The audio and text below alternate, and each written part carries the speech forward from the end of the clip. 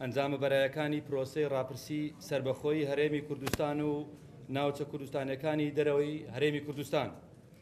ئەنجومەنی کۆمیسیاران بڕیاریدا بەڕاگەیاندنی ئەنجامە بەرایەکانی پرۆسەی ڕاپرسی پاڵپشت بە بڕگەی نۆیەم لە مادەی چوارمی یاسای کۆمیسیۆنی باڵای سربەخۆی هەڵبژاردن و ڕاپرسی کە بەم شێوەی خوارەوەیە. یەکەم، ژمارەی دەنگدەرانی هەرێمی کوردستان و ناوچە کوردستانەکانی دەرەوەی ئیدارەی هەرێمی کوردستان و کوردستانیانی دەرەوەی عێراق 4,581,255 دەنگدەر بوو.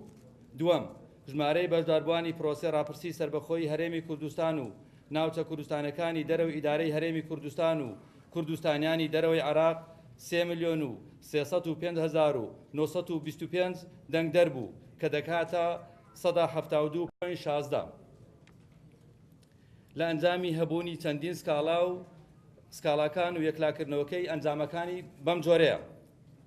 سێیەم، ژمارەی دەنگی پوچەڵ 40,011 دەنگ. ژمارەی دەنگی سپی 9,368 دەنگ. پێنجەم، ژمارەی دەنگی دوورخراوە 170,611 دەنگ. شەشەم، ژمارەی دەنگی ڕاست واتە ژمارەی دەنگی دروست 3,085,935 دەنگ. حوتەم، ژمارەی ئەو دەنگدەرانەی کە بە بەڵێ دەنجیان داوە 2,861,471 دەنگە کە دەکاتە 192.73 بە بەڵێ دەنجیان داوە.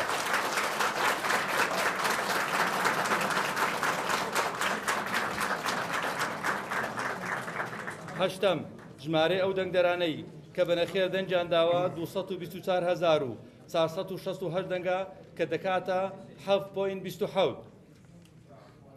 نۆیەم، پاڵپشت بە خاڵی شەشەم لە بڕگەی یەکەمی مادەی شەشەم لە یاسای کۆمیسیۆنی باڵای سربەخۆی هەڵبژاردن و ڕاپرسی ئەنجومەنی کۆمیسیاران ئەنجامی کۆتایی ڕاپرسی ڕدەگەێنێت دوای پەسەندکردنی لەلایەن دادگای پێداچوونەوەی هەرێمی کوردستان. زۆر سپاس بۆ هەموو لایەک.